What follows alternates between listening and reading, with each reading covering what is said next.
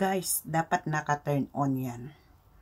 Dahil once na naka-turn on yan at nawala ang iyong mobile phone, is magno-notify sa'yo sa iyong Google na kung saan ang iyong mobile. Find my device. So, dapat alert kayo na naka-on po yan. Naka-turn on. Dahil once na may nakapulot, hindi niya po basta-basta ma-turn off dahil naghahanap ng password ang iyong mobile phone. So, sundan mo lang ito kung hindi mo pa alam dahil ito ay napaka-importante sa ating lahat. Tara! Subuksan lang natin ang ating settings ng ating mobile.